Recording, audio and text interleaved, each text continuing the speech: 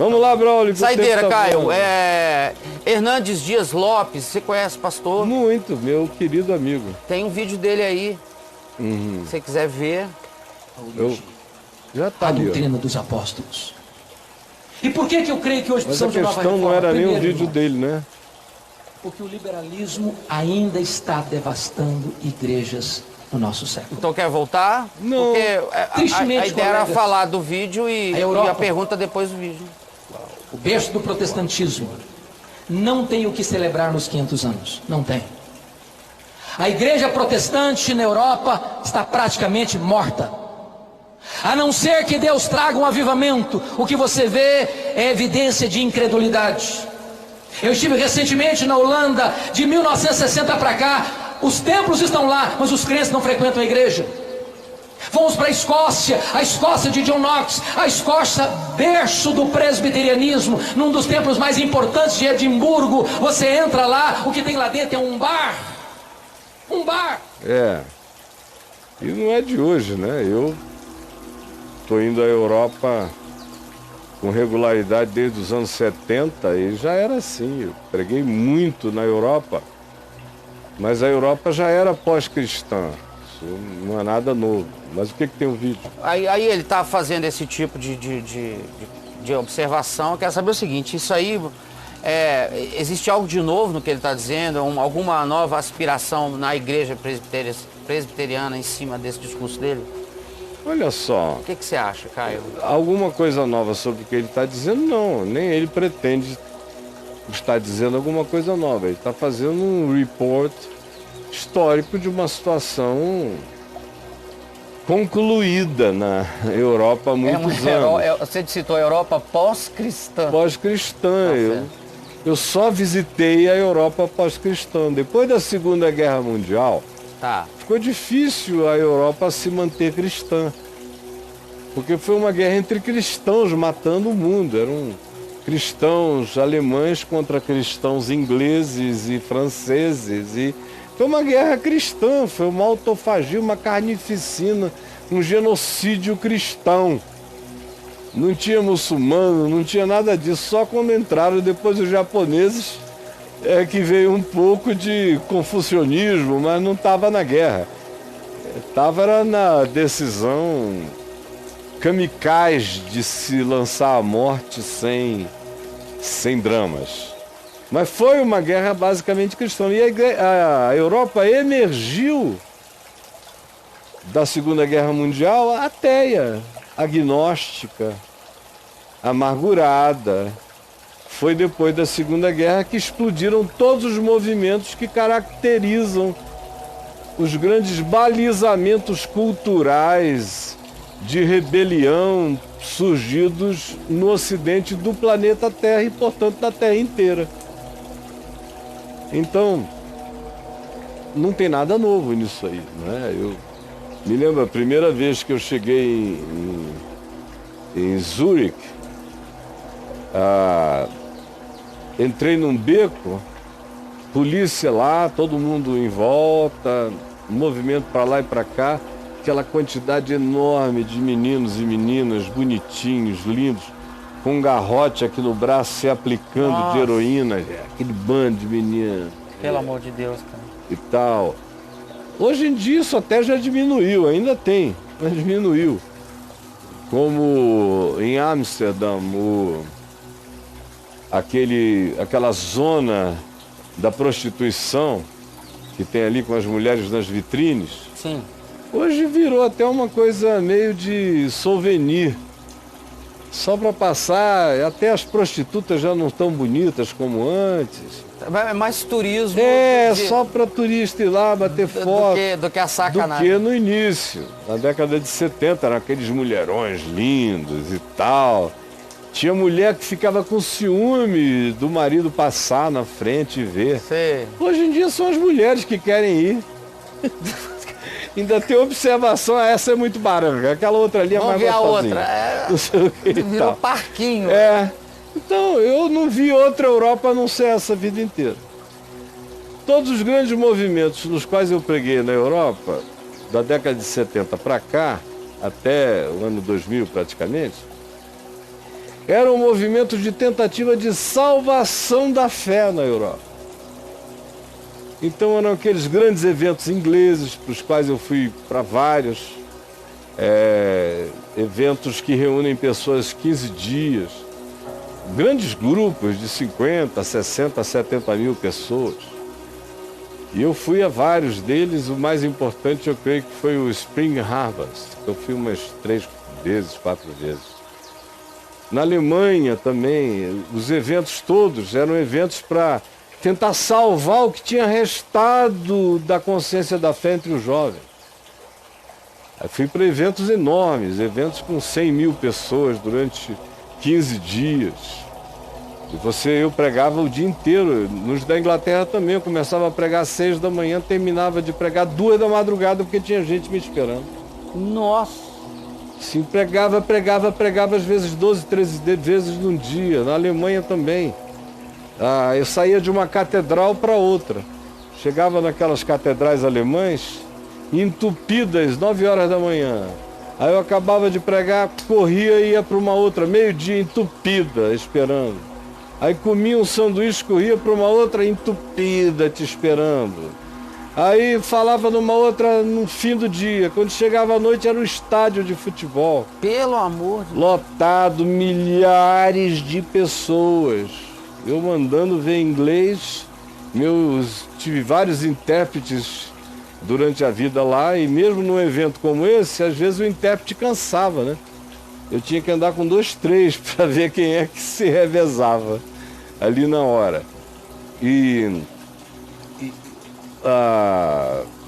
Países como Hungria, o leste europeu, foram lugares onde a gente fez muitas coisas, para ver se juntava o que podia haver de fé na União Soviética, na Rússia. Mas já era. A União Soviética não, ela tinha ficado blindada, ela não tinha vivido todos os conflitos filosóficos que o Ocidente europeu estava vivendo.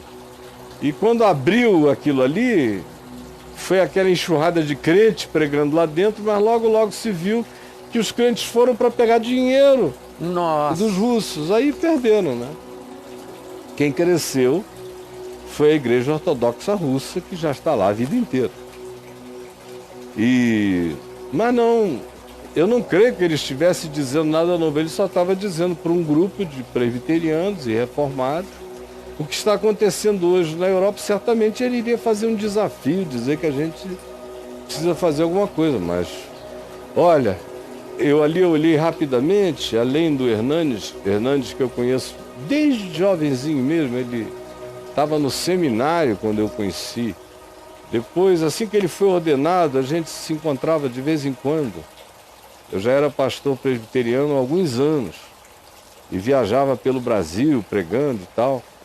Aí em 80 e pouco ele foi comigo a Israel, com meu pai, com a minha mãe. Tem até alguns episódios familiares engraçados com o Hernandes e a minha mãe e papai. Mamãe nunca esquecia de algumas graças com ele. Ele é um cara de gente muito boa, do bem mesmo.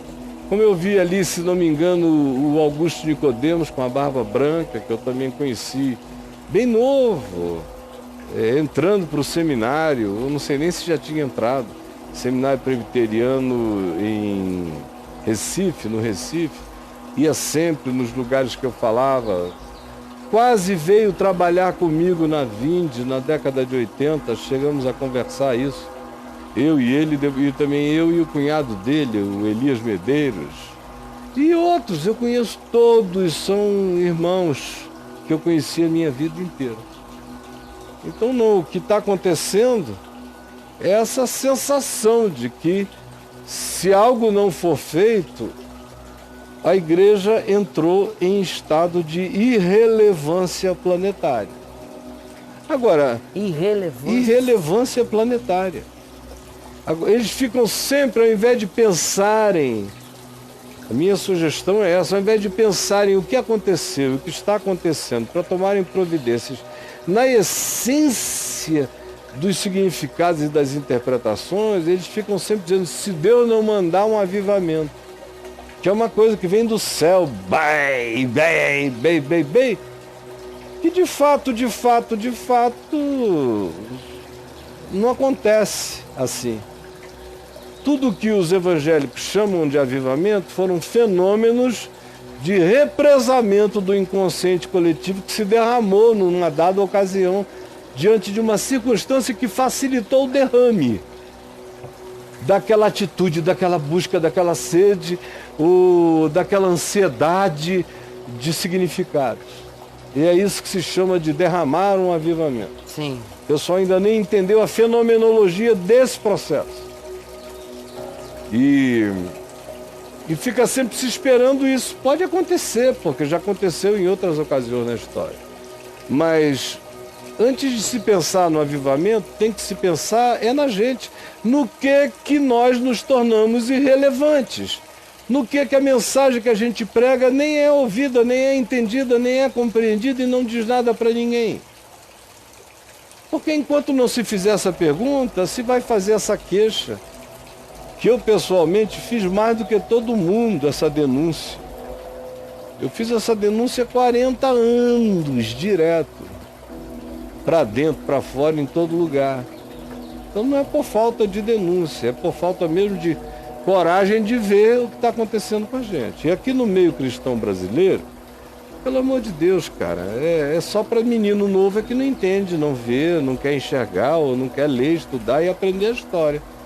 Porque quem estava vivo de 45 anos para cá, de olho aberto na igreja evangélica, viu que eu não fiz outra coisa a não ser dizer: se nós evangélicos não nos convertermos ao evangelho, os pentecostais hipócritas e os neopentecostais loucos vão tomar conta da sigla evangélico, essa sigla. E vai chegar uma hora em que, quando vocês disserem eu sou evangélico, o cara vai querer saber de que igreja do Macedo você frequenta. Ou desse grupo. Como é o que acontece. Tá virando uma Ambev. Só que eu estou dizendo isso desde 1980, com essas palavras. Eu disse isso em 83, no Congresso Brasileiro de Evangelização, para todos os líderes evangélicos do país, no Mineirinho, em Belo Horizonte.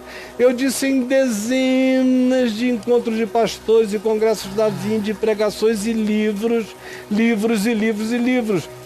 Inclusive os presbiterianos ficaram loucos comigo, acho que foi no 87 por aí, que eu fiz uma palestra aqui em Brasília, na Igreja Presbiteriana do Planalto, foi gravada pelo Rubens Amorese, publicado como um livro numa editora que ele tinha, com o Euler de Goiás, enfim, amigos do passado, queridos, publicaram um livro, Novos Ministros para uma Nova Realidade.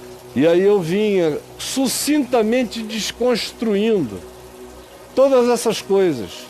Rapaz, foi uma loucura. Discutiam nos seminários, brigavam uns prós, outros contras e não sei o quê. Os conservadores puxando o cabelo, como é que ele pode ser ministro presbiteriano, reformado e dizer as coisas que ele diz. Os outros dizendo, tem que ser assim, porque se a reforma protestante não se reformar, nós vamos perder o bonde da história. Não tem nada novo. A única coisa nova nessa história é que o pessoal foi ficando velho, com a cabeça branca. Sim. E eu saí do processo e estou sentado aqui no jardim de casa, falando com milhões de pessoas. Com a mesma barba e a cabeça branca. Eu não mudei nada, também. eu só fiquei mais velho, mas estou aqui, ó, mesma cara, mesma barba, mesmo papo, mesmo assunto. As mesmas flores e o mesmo jardim. E mesmo jardim.